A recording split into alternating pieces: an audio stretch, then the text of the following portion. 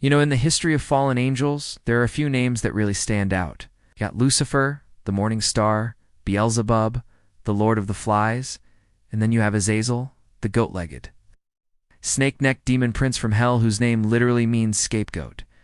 But here's the thing. Azazel might have been the most dangerous of them all, because, unlike his fellow fallen angels who dabbled in the dark arts, Azazel took his forbidden knowledge and gave it to us, the humans. He was the Og-bringer of heavy metal, the father of fancy footwork, and the original source of sexy time shenanigans. So today, we're going to talk about Azazel, the fallen angel who taught mankind how to get down and dirty. Welcome back to the channel, everyone. I'm your host, and this is Fallen Angel 101, the course that dives into the murky depths of the devilish details behind the biggest names in hell. In our previous episode, we talked about Lucifer, the fallen angel who chose pride over piety. And if you missed it, well, now's your chance to click that link and get caught up. Because when we last left off, Lucifer had just finished his little stint as the star of the rebellion against God, and he and his fellow fallen angels were currently scattered to the winds, hiding from divine retribution. But one of those fallen angels, Azazel, was feeling pretty pleased with himself. Sure, he'd lost the war, but he'd gained something much more valuable in the process. See, while the other angels were busy fighting, hoarding forbidden knowledge, and getting all kinds of cosmically drunk, Azazel was busy hitting the books. By books, I mean the grimoire of the Lord God Almighty. Apparently. During the chaos of the rebellion, Azazel managed to swipe the literal book of heavenly secrets, and he spent his exile poring over it, learning every forbidden spell, secret and dusty old wives' tale he could. And he didn't keep it all for himself either. Oh no. As soon as Azazel settled into his new home here on Earth, he started sharing what he learned with the humans. And at first, it was pretty helpful stuff.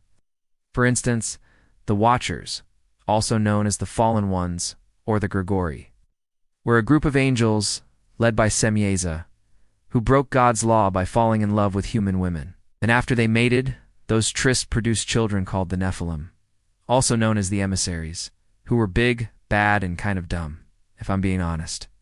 And given that the humans of the time weren't exactly killing them, the Watchers decided to teach the people all sorts of forbidden arts, things like sword making, spear throwing, shield blocking, and even some magic tricks, which were very impressive, but also made God very mad. See, before the days of online streaming, if you wanted to learn anything, you had to go to school, and back then, schools were expensive and mostly run by either corrupt officials or shady traveling salesmen. So the Watchers' teachings were actually pretty revolutionary.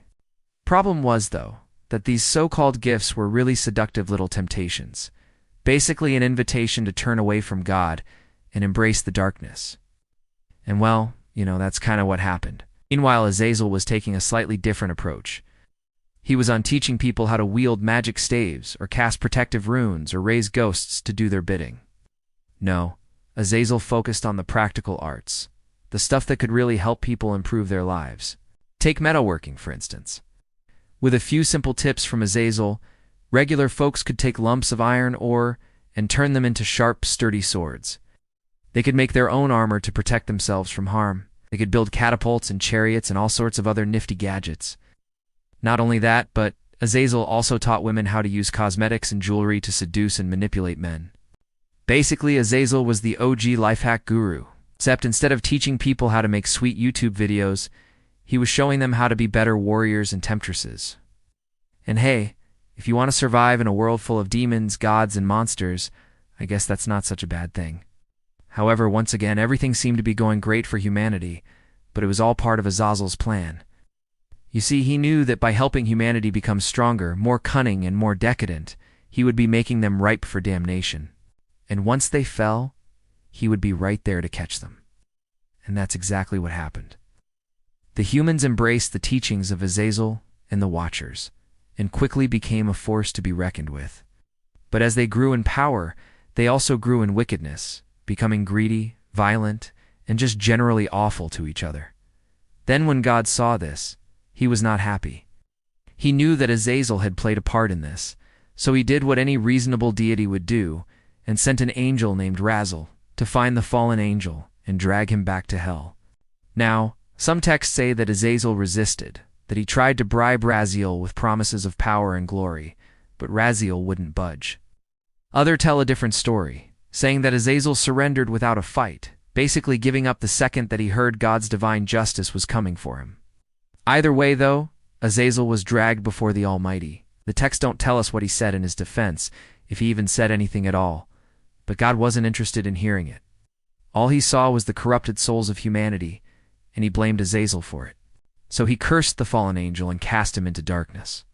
Some texts say that Azazel was bound beneath the sands of the earth until the day of judgment, while others claim he was thrown into the same lake of fire where Lucifer and his followers are burning for eternity.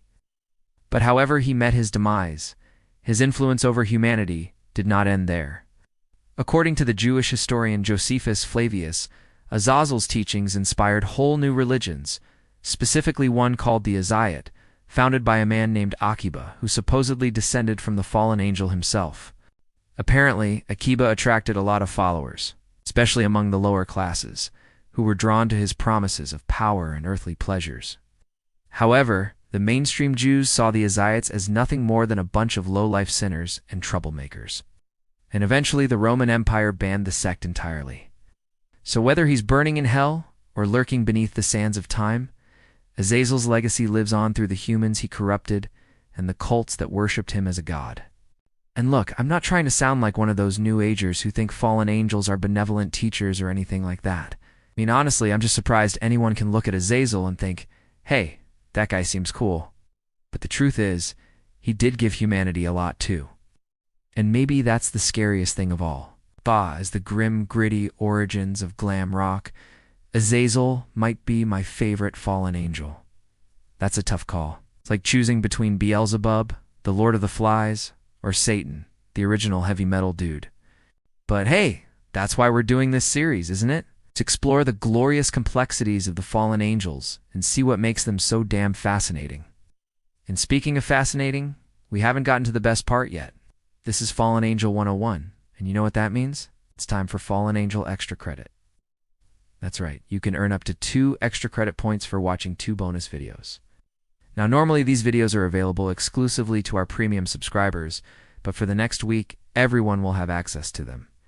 The first video is all about the Book of Enoch, a super important text for understanding the fallen angels that almost made it into the Bible, and the second video is a conversation I had with religious studies professor Dr. Jeffrey Syker about the fallen angels in Christian theology. Both of these videos will be free for everyone for the next week. If you want to watch them, you gotta hurry, so check it out. Learn a little more about the fallen angels, and maybe get yourself a nice grade on your report card. Hey, if you liked this episode, be sure to follow our page for all the juicy, dark, and beautiful things that didn't make it into this video. It's like how Azazel is sometimes depicted with 4 faces: a bull, a lion, an eagle, and a human. And if you want to hear more stories about the fallen angels, be sure to tune in next week because we're talking about Ka, the fallen angel who taught humanity how to harness the power of the stars.